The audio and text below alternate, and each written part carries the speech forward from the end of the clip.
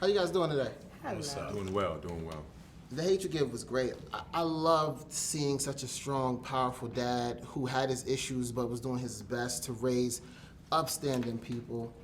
Can you talk a little bit about you guys as fathers? Like, how important was your father? How there was he? How not there was he? Because black fathers are important in our community. Personally for me, my father wasn't around. I was raised primarily, by my mother, single mother. But, I had uncles. I had the village. I had coaches. Teachers. And then as I got older, I had men that, when I was doing theater, who I was in cast with and whatnot, who were served as mentors. And I took the images of the men that I know, the men that I saw on the everyday, and infuse that, and also what I desired, you know what I mean, as a young boy, how I would have wanted to be reared, and you put that into Mav, and just some of that old school dynamics of, do as I say, not as I do. You know what I mean? That whole idea of being seen and not heard. I remember that, and I think Mav is of that ilk and a man of that time, I often say he's a man, he's a man with a time when boats were made of wood and men were made of steel.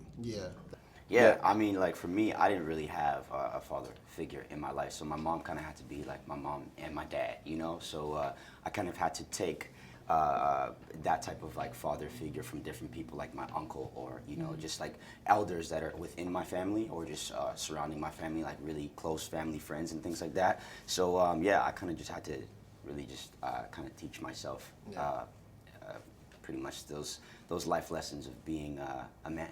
Awesome. Can I just say this? My dad has passed away, but he was an amazing dad.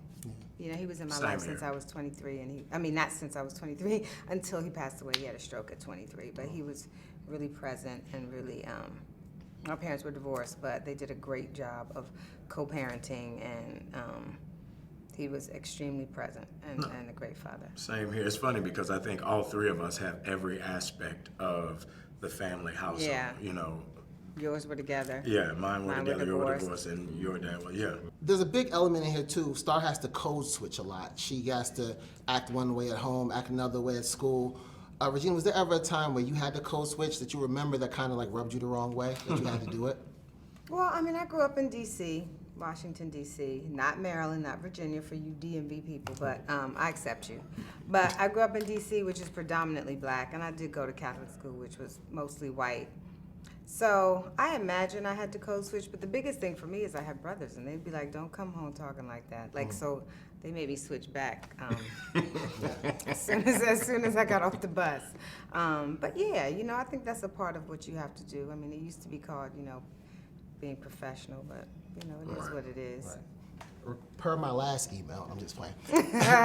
Anthony, you're so tied to Pac. There's a Pac underlying thread in here, and this is to everybody. Was first with you, your favorite Tupac moment? My favorite Tupac moment. My first CD. There used to be a company called BMG, and you used to be able to send in a penny, and they would send you 8 CDs.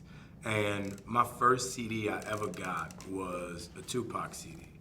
And when I went into my room and turned it on low and listened to it, I grew up in, a household where I was the youngest of 6 with 2 parents. So I had 8 people every day willing to spank me. So I didn't have much free time to get into trouble. But Tupac introduced me to a world outside of my house. He introduced me to things that I had never heard of or experienced. The idea of, not having food, the idea of not having electricity, the idea of having a sister or an individual in your family who does not have the wherewithal or the male figure to provide and take care of her. Like, that's something that was very outside of the realm of my family, all of my family, uncles and aunts included.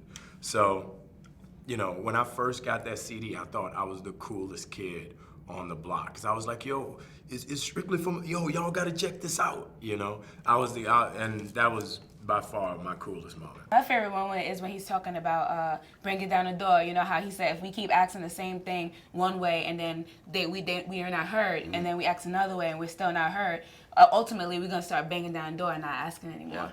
You know? And kind of carving our own path. I agree. I agree completely. Godzilla! Yeah. Xilla bitch.